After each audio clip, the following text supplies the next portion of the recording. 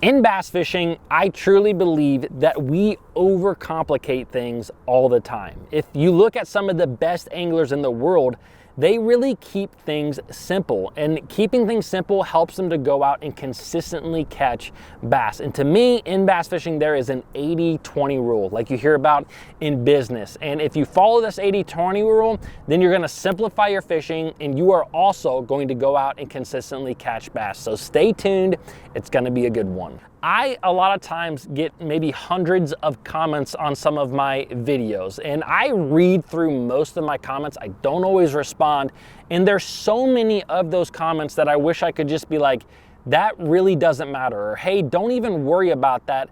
Just put yourself in the right area. And what I mean by that is I have comments that are like, hey, how many, strands of plastic should I have in my jig? Or should I use a green pumpkin crawl or a green pumpkin beaver style bait? There's a lot of questions that are in that manner. Maybe it comes to lure selection.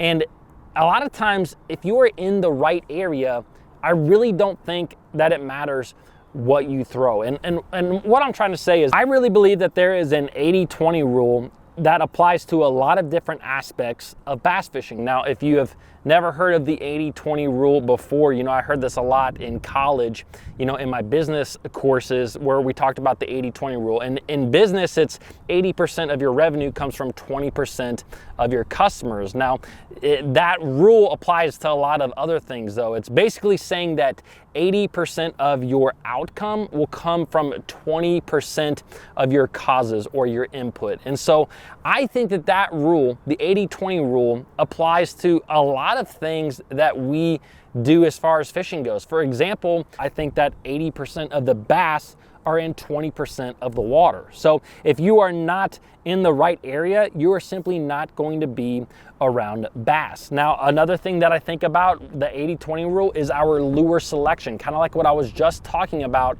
I have a whole front deck here with a lot of different containers that are full of hundreds, maybe thousands of different lures.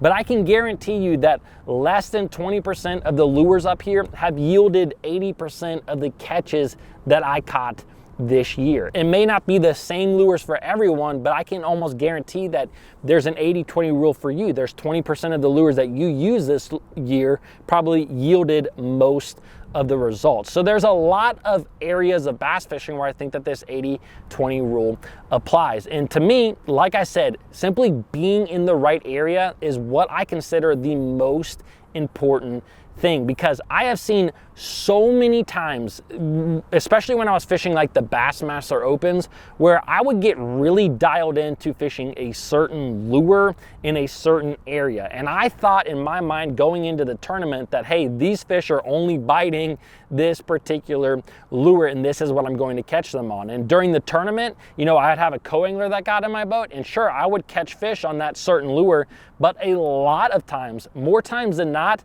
my co-angler was also catching fish on something completely different. For example, I was fishing on Lake Chickamauga in an open a couple years ago, and I really felt that I was only gonna get bit on a big worm or a drop shot. And I had anglers, co-anglers in my boat that literally were throwing homemade lures. I had a guy in my boat during this tournament. He had made this red homemade salamander lure that was like this big and like really thick. Like, he made it, and he was out there catching the turds out of bass.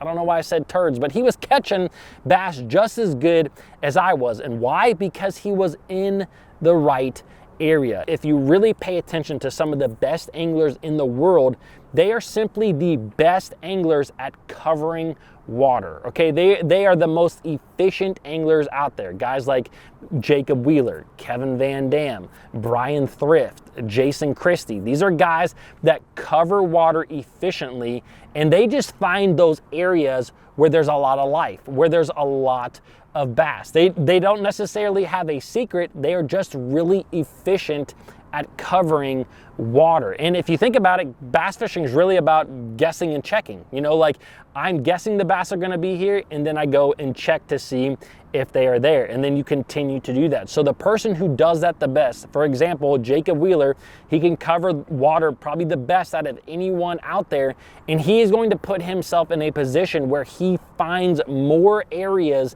that have concentrations of bass. And that is what bass fishing to me is really all about is being in the right area. Now, something for me that can really help you to get in that right area is actually the sponsor of this video, and that is the Deep Dive app. If you guys are unfamiliar with the Deep Dive app, this is an app you can download on your phone. You can select the lake that you are fishing, and then you can input data about that lake that you are seeing. For example, you can put in the water temperature, the water clarity. You can put in whether or not you're fishing around vegetation, whether you're fishing in a windy or protected area, and then that app is going to spit out some strategies and lures that can help you to catch bass. Now, the thing that I really pay attention to on this app is the area in which it tells you to go to. The app is really specific, and it will tell you, hey, you need to fish the back 1/3 of the creek, or you need to fish the front